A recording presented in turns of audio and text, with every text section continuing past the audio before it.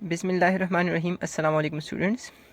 आज के लेक्चर में हम प्रिवेंशन मेथड्स दो जो रह गए थे वो हम पढ़ेंगे। So the first one is corrosion inhibitor.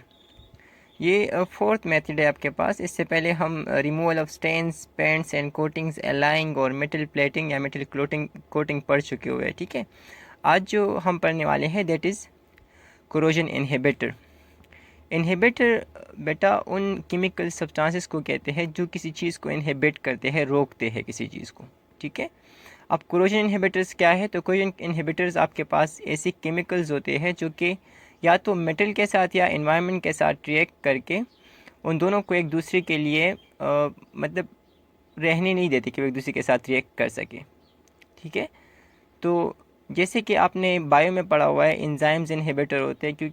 क्या वो क्या करते हैं कि वो एंजाइम के एक्टिव साइट के साथ बाइंड हो जाते हैं, जिससे वो फूड या सबस्ट्रेट जो होता है वो उसके साथ कंबाइन नहीं हो पा रहा होता और उससे वो डाइजेशन या जो भी काम हो रहा होता है एंजाइम का वो नहीं हो पा रहा होता। तो इसी तरह से यहाँ पे भी आपके पास है कि मेटल और इन्वायरमेंट के दरमियान रिएक्शन होता है तो उससे कोरोजन अगर होता है। तो अगर कोई ऐसी चीज़ हो जो या तो मेटल के साथ रिएक्ट कर ले या इन्वायरमेंट के साथ रिएक्ट कर ले और उन दोनों के एक दूसरे के लिए फारिग ना रहने दे, तो क्या होगा कि वो दोनों एक दूसरे के साथ रिएक्ट नहीं कर पाएंगे और जब वो रिएक्ट ही नहीं कर पाएंगे तो कोरोजन अकर नहीं होगा। ठीक है, तो यहाँ पे हमें वही समझाया जा रहा है। Corrosion inhibitors are chemicals that react with metal surface or with the environmental gases which causes corrosion. Corrosion inhibitor क्या है? तो ये ऐसी केमिकल्स होते हैं जो कि या तो मेटल सरफेस के साथ रिएक्ट करते हैं या इन्वायरमेंटल गैसेस के साथ, उन गैसेस के साथ जो कि कोरोजन काज करते हैं। ठीक है, इससे क्या होगा कि फिर वो मेटल और इन्वायरमेंटल गैसेस एक दूसरे के साथ रिएक्ट नहीं कर पाएंगे, क्योंकि उनको एक दूसरा रिएक्टिंग पार्टनर मिल जाता है ना ये इनहिबिटर के शक्ल में। तो वो क्या कर रहे होते हैं कि फिर एक दूसरे के साथ रिएक्ट नहीं कर पा रहे होंगे। They interrupt the chemical reactions that causes corrosion. That means यहाँ पे वही बात आपको समझाई गई है कि इन्वायरमेंटल गैसेस और मेटल सरफेस के दरमियान जो रिएक्शन होता है ये उनको इंटरप्ट कर लेते हैं, उनके अंदर उनमें मुज़ाहिमत पेश कर रहे होते हैं या उनमें घुस जाते हैं, मुदाहिलत शो करते हैं, जिससे क्या होता है कि वो गैसेस और जो मेटल सरफेस है वो एक दूसरे के साथ रिएक्ट नहीं कर पा रहे होते। तो इससे कोरोजन अकर नहीं होता, क्योंकि कोरोजन उन्हीं के रिएक्शन से अकर हो रहा होता है ना। तो अगर वो रिएक्शन ही नहीं होगा तो फिर कोरोजन अकर नहीं होगा। This chemical can be applied as solution और as protective coating via dispersion techniques. ये जो केमिकल्स होते हैं मतलब जो कोरोजन इनहिबिटर्स होते हैं, इनको हम दो टेक्निक से हम अप्लाई कर सकते हैं। या तो हम सोल्यूशन के शक्ल में इसको अप्लाई करते हैं उनके सोल्यूशन बना के, ठीक है, या हम उसके ऊपर एक प्रोटेक्टिव कोटिंग कर देते हैं, जिससे क्या होता है कि ये फिर ख़राब नहीं होते। ठीक है, यहाँ पे आपको दो एग्जांपल दी गए हैं dispersion techniques. Dispersion mean Muntashir करने को कहते हैं। जो आप किसी चीज़ को डिस्पर्स करते हो ना, स्प्रेड करते हो किसी चीज़ के ऊपर, तो उसको हम डिस्पर्शन टेक्निक्स कहते हैं। ठीक है, तो उसमें आपको ये दो केमिकल्स बताए गए हैं, एक है ग्लाइसिन और दूसरा है पॉलीइथाइलिन। ग्लाइसिन एक अमाइनो एसिड है। अमाइनो एसिड आप पढ़ते हो जिससे प्रोटीन बनते हैं, वो बिल्डिंग ब्लॉक जिससे प्रोटीन बनते हैं। जैसे कि ग्लूकोज वगैरह से आपके पास कार्बोहाइड्रेट्स बनते हैं, इसी तरह से फैटी एसिड्स और ग्लिसरॉल से लिपिड्स बनते हैं। तो उसी तरह से आपके पास अमाइनो एसिड जो होते हैं वो कंबाइन होके प्रोटीन्स बनाते हैं। ठीक है, मतलब कि अमाइनो एसिड्स बिल्डिंग ब्लॉक्स होते हैं प्रोटीन के। तो उनमें सबसे सिंपलेस्ट जो अमाइनो एसिड होता है उसको हम कहते हैं ग्लाइसिन। अब हर अमाइनो एसिड में दो ग्रुप्स होते हैं, एक अमाइनो ग्रुप होता है और दूसरा कार्बोक्सिलिक एसिड ग्रुप होता है। मैं आपको उसका फार्मूला दिखा रहा हूँ, देखिए ये है ग्लाइसिन का फार्मूला। ठीक है, ग्लाइसिन यानी हर हर अमाइनो एसिड में यहाँ पे ये वाला हिस्सा जो होता है ये वेरिएबल होता है। यहाँ पे हम लिखते हैं नॉर्मली आर। ठीक है, अब आर जो है, R is for alkyl group. R किसके लिए यूज़ होता है? अल्काइल ग्रुप के लिए। ठीक है, और अल्काइल ग्रुप किसे कहते हैं? तो अल्काइल ग्रुप कहते हैं, या इस यहाँ पे हम कह सकते हैं कि ये वो जो उसका चेंजिंग ग्रुप है वही आपके पास यहाँ पे होता है। तो अल्काइल ग्रुप हम कहते हैं अल्केन से जब हम एक हाइड्रोजन निकाल लें, अल्केन -1 हाइड्रोजन, तो उसको हम कहते हैं अल्काइल ग्रुप। अल्केन से हम एक हाइड्रोजन क्या कर लें? माइनस कर लें। ठीक है, तो उसको हम कहेंगे अल्काइल ग्रुप। जैसे कि अल्केन का जनरल फार्मूला होता है CnH2n और +2, CnH2n +2। 2। इट मीन्स कि अगर कार्बन 1 है तो हाइड्रोजन कितने होंगे 2, फिर इनकी वैल्यू क्या है यहाँ पे 1 है, ठीक है, यही इन हमने 1 लिया मतलब कि कार्बन 1 लिया, तो यहाँ पे हम 2 × 1 करेंगे प्लस 2, तो क्या आ जाएगा C1 और H 2 1s are 2 प्लस 2 क्या आ जाएगा 4 CH4। तो ये है अल्केन। CH4 क्या है अल्केन, अल्केन का फर्स्ट मेंबर है जिसको हम मीथेन कहते हैं, ठीक है। फिर अगर अल्केन यानी मीथेन से हम यहाँ पे क्या कर ले एक हाइड्रोजन निकाल लें, मतलब यहाँ पे C1H4 है ना, यानी CH4 भी हम इसको कह सकते हैं, तो अगर इससे एक हाइड्रोजन कम कर ले तो क्या आ जाएगा CH3 आ जाएगा, ठीक है। अब देखिए यहाँ पे 3 हाइड्रोजन, यहाँ पे 4 हाइड्रोजन, बाकी कार्बन सेम है ना, वही एक कार्बन यहाँ पे भी है यहाँ पे भी है, लेकिन हाइड्रोजन यहाँ पे एक कम हो गया तो उसको हम अल्काइल ग्रुप कहते हैं, ठीक है। अल्काइल ग्रुप जो आपके पास होता है वो हर अमाइनो एसिड में मुख्तलिफ होता है। ग्लाइसिन सबसे सिंपलेस्ट अमाइनो एसिड में, और यहाँ पे जो आर होता है आर, ठीक है, मतलब जो चेंजिंग ग्रुप होता है, जो variable part of amino acid होता है वो आपके पास सिर्फ हाइड्रोजन होता है, सिर्फ क्या होता है हाइड्रोजन, तो इसको हम कहते हैं ग्लाइसिन। ये देखिए एक अमाइनो एसिड है, और कौन सा अमाइनो एसिड है सिंपलेस्ट अमाइनो एसिड, ठीक है। फिर ये जो आप यहाँ पे अगर देखिए ये हर अमाइनो एसिड में होता है, ये वाला पार्ट, ये वाला पार्ट, या ये पूरा अगर हम कर ले कि ये पूरा पार्ट, तो ये पूरा पार्ट हर अमाइनो एसिड में सेम होता है, सिर्फ ये एक पार्ट चेंज हो रहा होता है, और इसी वजह से अमाइनो एसिड के मुख्तलिफ टाइप्स आते हैं, ठीक है।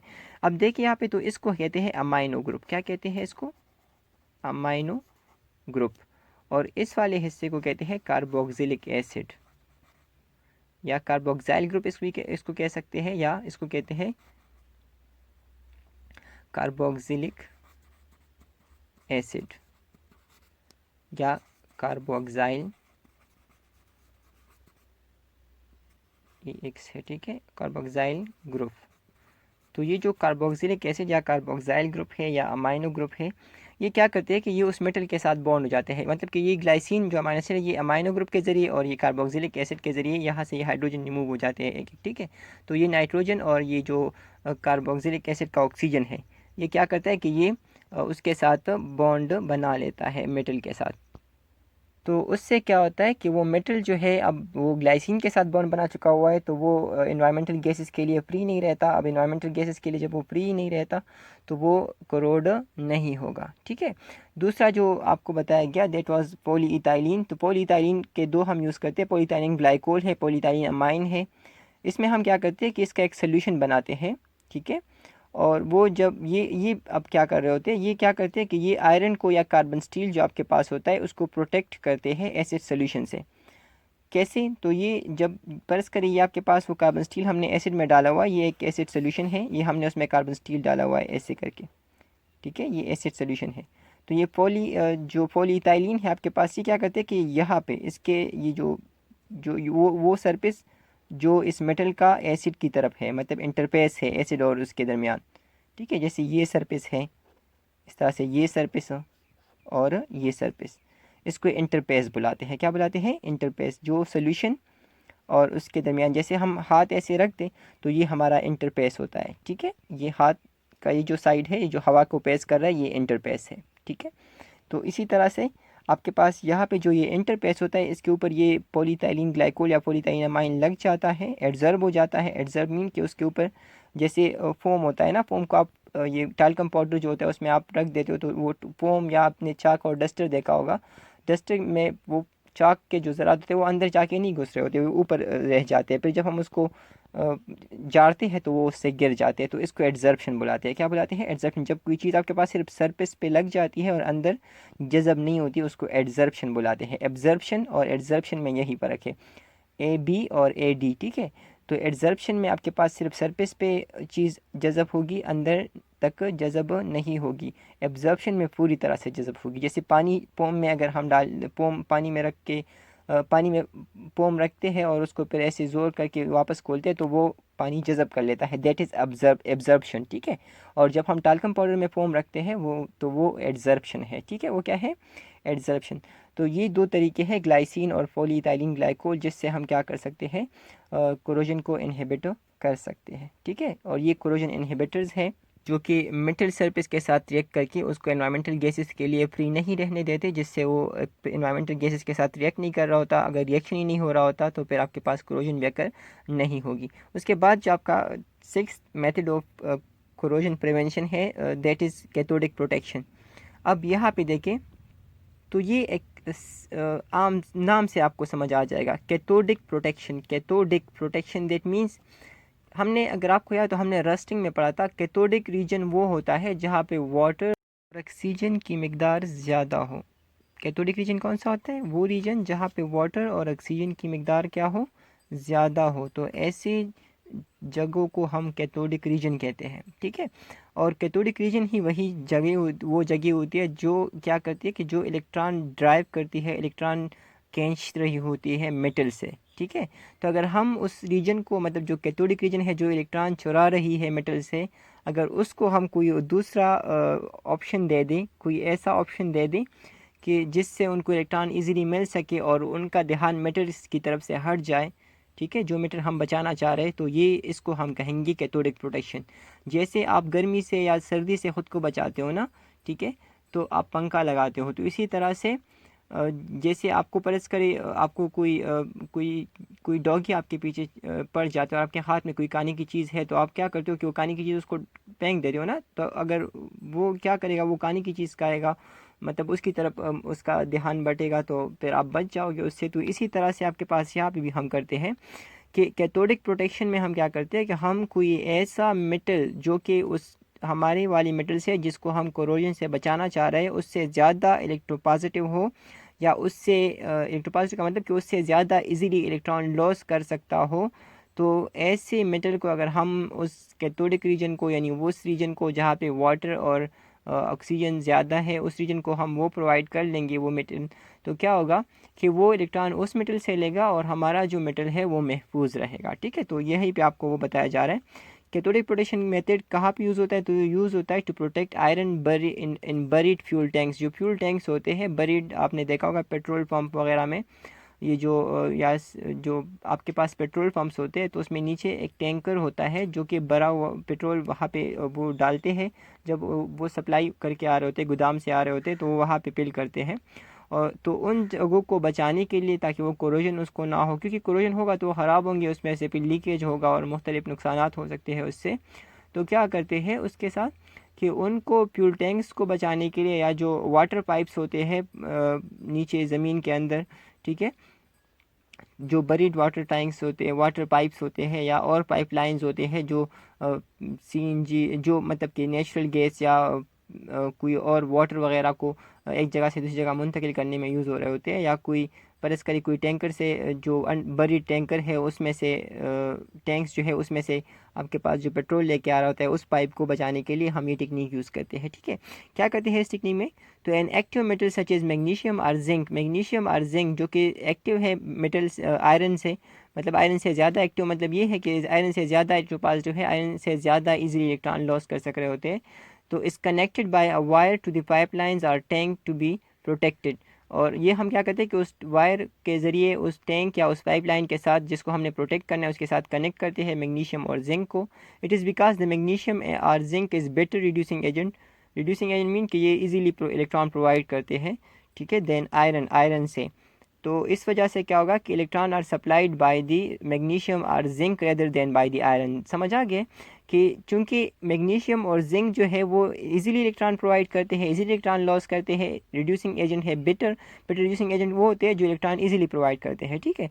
तो इस वजह से क्या होगा कि जो इलेक्ट्रॉन है वो सप्लाई कौन करेगा? मैग्नीशियम और जिंक, और आयरन जो है वो सप्लाई नहीं करेगा, keeping the iron from being oxidise. और इससे क्या होगा कि आयरन जो है वो इलेक्ट्रॉन लॉस करने से बचा रहेगा, ऑक्सीडाइज होने से बचा रहेगा। और इलेक्ट्रॉन लॉस नहीं होगे तो मेटल डैमेज नहीं होगा, अगर मेटल डैमेज नहीं होगा दैट मीन्स कि हमारा जो मकसद है वो पूरा हो गया है, हमने उसको कोरोजन से ख़राब होने से बचा लिया है, ठीक है। As oxidation occur the magnesium और जिंक कैन नॉट डिजॉल्व। जैसे ऑक्सीडेशन होगा मतलब इलेक्ट्रॉन लॉस हो गए मैग्नीशियम और जिंक से, तो ये डिज़ोल्व होगा, ख़त्म होगा, and so it must be replace periodically. तो इसको हमने मुसलसल या मुतवातिर हमने इसको क्या करना है, इसको रिप्लेस करना है, ठीक है। मतलब कि एक दफ़ा ख़त्म हो जाए दोबारा हमने दूसरा लगाना है, फिर इस तरह से तीसरा चौथा देखना है, इसको प्रॉपर एनालाइज करना है कि अगर जब ये ख़त्म हो रहा हो तो दूसरा हम लगा सके, ठीक है। इसी तरह से शिप्स होल्स जो होते हैं, जो वो हिस्सा जो शिप का पानी के अंदर होता है, ठीक है। तो are protected in similar way by attaching bars of titanium. इसको यहाँ पे देखिए ये बार लगाया हुआ है, बार मीन एक बड़ा सा, क्योंकि बड़े शिप्स जो होते हैं वो तो पानी में सेल कर होते हैं, समंदर के पानी में। समंदर पानी जो होता है वो साल्ट वाटर होता है, और हमने पढ़ा था कि साल्ट वाटर में क्लोजन बहुत इजीली हो रहा होता है क्योंकि सोडियम बहुत ज़्यादा रिएक्टिव होता है, ठीक है, देन आयरन। तो इस वजह से वो मसला क्रिएट होता है। तो इस वजह से क्या करते हैं कि यहाँ पे ये जो शिप का जो नीचे वाला हिस्सा होता है, जो बेस होता है उसका, जो पानी के अंदर होता है, उस शिप होल्स जिसको हम कहते हैं, उसके साथ एक टाइटेनियम बार, एक बड़ा सा तख्ता सा हम कनेक्ट कर लेते हैं टाइटेनियम का, ठीक है। और वो क्या करता है कि टाइटेनियम भी आपके पास वो शिप का होल्स जो बना हुआ है जिस आयरन वगैरह से, तो उससे ज़्यादा एक्टिव मेटल है, तो क्या करेगा कि salt water, titanium acts as anode. Salt water में टाइटेनियम क्या करेगा, एनोड की तरह एक्ट करेगा, और ये ऑक्सीडाइज होगा किसकी जगह, स्टील होल की जगह जो स्टील होल है आपके पास, जो नीचे वाला हिस्सा है जो स्टील से बना हुआ है, उसकी जगह ये टाइटेनियम ऑक्सीडाइज होगा, ये लॉस इलेक्ट्रॉन लॉस करेगा, और इसी तरह से शिप होल्स जो है वो आपके पास बचा रहेगा, ठीक है। ये आपको डायग्राम वाइज बताया भी गया है। ये देखिए ये मैग्नीशियम को कनेक्ट किया गया है बाय अ वायर, ये सफ़ेद सा जो आपको दिख रहा है, और ये वो पाइपलाइन है आपके पास, ठीक है, आयरन का बना हुआ। तो क्या होगा कि जो इन्वायरमेंट में वाटर और ऑक्सीजन मौजूद है जो कि इस आयरन पाइप को क्रोड करना चाह रहे हैं, तो वो क्या करेंगे कि इलेक्ट्रॉन उसको मैग्नीशियम से मिलेगा, या जिंक अगर हमने यहाँ पे लगा हुआ है उससे मिलेगा, और वो आयरन से इलेक्ट्रॉन नहीं लेगा, तो आयरन आपके पास कोरोजन से बचा रहेगा। इसी तरह से ये वाला हिस्सा देखिए, टाइटेनियम क्या करेगा कि ये शिप के साथ फिक्स हुआ है, तो जो इलेक्ट्रॉन उसको चाहिए होता है वाटर और ऑक्सीजन को, तो वो टाइटेनियम प्रोवाइड करेगा, और उससे क्या होगा कि हमारा जो स्टील का बना हुआ शिप होल्स है वो बचा रहेगा, ठीक है। ये टेक्निक्स जो है हमारे पास यूज़ होते हैं, जो हम पढ़ चुके हैं 6 टेक्निक्स, ठीक है, और ये यूज़ होते हैं कोरोजन प्रिवेंट करने में। हमने कैथोडिक प्रोटेक्शन में क्या पढ़ा कि हमने कोई ऐसा एक्टिव मेटल या कोई ऐसा मेटल जो कि उस चीज़ से, जो मेटल हम प्रोटेक्ट करना चाह रहे हैं उस मेटल से ज़्यादा एक्टिव है, ज़्यादा इजीली इलेक्ट्रॉन लॉस कर रहा है, ज़्यादा बेटर रिड्यूसिंग एजेंट है, वो हम उसके साथ कनेक्ट कर लें। तो जो कैथोडिक रीजन है जहाँ पे वाटर और ऑक्सीजन की मिकदार ज़्यादा है, जहाँ पे इन्वायरमेंटल गैसेज है जो कोरोजन काज कर रहे हैं, वो इलेक्ट्रॉन कहाँ से लेंगे, वो इस एक्टिव मेटल से लेंगे। और जो हमारा मेटल है, मेटल ऑफ कंसर्न जो हमारा है, मतलब जो मेटल हमें पसंद है या हम उसको बचाना चाह रहे हैं, तो उस मेटल से इलेक्ट्रॉन नहीं लेंगे, जिससे क्या फ़ायदा होगा कि वो मेटल बचा रहेगा, वो ऑक्सीडाइज़ नहीं होगा, ऑक्सीडाइज़ नहीं होगा तो वो ख़राब नहीं होगा, ठीक है। और ये हम पाइपलाइंस और ये जो शिप्स होते हैं या जो बड़ी फ्यूल टैंक्स होते हैं उसको बचाने के लिए, कोरोजन से उसको बचाने के लिए यूज़ हम कर रहे होते हैं, ठीक है। इसके साथ आज का लेक्चर ख़त्म होता है। नेक्स्ट लेक्चर में इंशाल्लाह हम इलेक्ट्रोप्लेटिंग पढ़ेंगे। तब तक के लिए अल्लाह हाफ़िज़।